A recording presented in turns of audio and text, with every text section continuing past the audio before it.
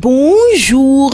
Ambition primatoriale de Diouf Sarr brisée. Khalifa Sall sauve le PM d'un complot Barassa, une Rewmi Quotidien. Ce journal se demande comment va-t-il regarder le Premier ministre dans les yeux au prochain Conseil des ministres. Le ministre Diouf Sarr, général perdant de Benno Bokk Yakaar à Dakar, visait en effet le fauteuil de Mohamed Boun Abdallah Dionne en cas de victoire, révèle ce journal qui indique qu'il était à un doigt de réussir son pari. Les détails à lire à la page 4 de Rewmi Quotidien. L'analyste de ce journal qualifie de faux baromètre politique le référendum et le Haut Conseil des collectivités territoriales. Au même moment, le piroguier chroniqueur de ce même quotidien nous parle d'une note des perdants. Ils sont tous à lire à la page 4 de ce journal. Et à la page 3 de Walf Quotidien, l'on explique pourquoi Macky ne sanctionnera pas les perdants de l'élection au Haut Conseil des collectivités territoriales. Mais, indique ce journal, Diouf Sarr, Latif Coulibaly, Doudou Ka et Benoît Sambou sont en sursis. Dans Sud Quotidien, le directeur du Centre de formation de documentation et de communication de l'Alliance des forces du progrès, Maouloud Diakhaté, ainsi que le porte-parole de la Ligue démocratique Moussa Sarr, sans oublier l'administrateur de l'Alliance pour la République Maël Thiam, livrent leurs recettes pour que le Haut Conseil des collectivités territoriales ne soit pas une institution de trop. Des acteurs au secours du Haut Conseil des collectivités territoriales, titre Sud Quotidien. Un casse-tête apériste, titre le quotidien Enquête, qui évoque les échecs répétés des responsables de la PR à Dakar. La capitale reste sourde aux sirènes de l'Alliance pour la République, indique Enquête, qui se demande si Abdoulaye Diouf Sarr va-t-il subir le même sort que Aminata Touré. Retour dans Rewmi Quotidien qui informe que le Premier ministre a présidé hier l'ouverture de la 16e session des assises économiques annuelles du mouvement des entreprises du Sénégal sur le thème « La nouvelle technologie, quelle mutation structurelle pour le Sénégal ?» À cette occasion, Mohamed Boun Abdallah Dionne a analysé l'impact du numérique sur l'économie sénégalaise, indique Rewmi Quotidien, qui note que le pouvoir public et le secteur privé se sont rencontrés hier à Dakar dans le cadre de la 16e session des assises économiques annuelles du mouvement des entreprises du Sénégal. S'exprimant à cette occasion, le président du MEDES Mbagnick Diop s'est prononcé sur la nouvelle stratégie intitulée Stratégie Sénégal numérique 2016-2025 que notre pays est sur le point d'adopter. Dans ce journal également, le Premier ministre dévoile l'impact du numérique sur l'économie nationale. 566,9 milliards de francs CFA sur un PIB de 8149 milliards de francs CFA et plus de 19 000 emplois directs. Note Rewmi Quotidien qui livre toutes ces informations à sa page 5. Et à sa page 3, Pape Ndiaye soutient que le président Macky Sall est un homme désinformé, sous-informé et mal informé. À la une de l'As, l'on retrouve un Khalifa Sall inquiet. Ce journal nous fait part en effet de la convocation de 10 jeunes de la Médina par la DIC et de la mobilisation des pro-Khalifa Sall. Libération se penche sur les dommages collatéraux de l'audit de la gestion du Crédit Mutuel du Sénégal et titre le comité de direction décapité. Le DG, le PCA et tous les directeurs centraux sont relevés par le ministère des Finances, révèle ce quotidien. Le quotidien Observateur rapporte des chiffres inquiétants concernant l'approvisionnement du marché à 5 jours de la Tabaski. Ce journal signale un gap de 350 000 moutons au plan national. Dakar a encore besoin de 140 000 têtes pour satisfaire la demande. Voilà l'Observateur qui livre les résultats d'une enquête sur le braquage des bergeries de moutons de race. Et Rewmi Quotidien informe que les pères de famille sont dans le désarroi à quelques jours de la Tabaski. Le reportage de Khady Thiam Koli est à lire à la page 6 de ce journal. Bonne lecture à tous.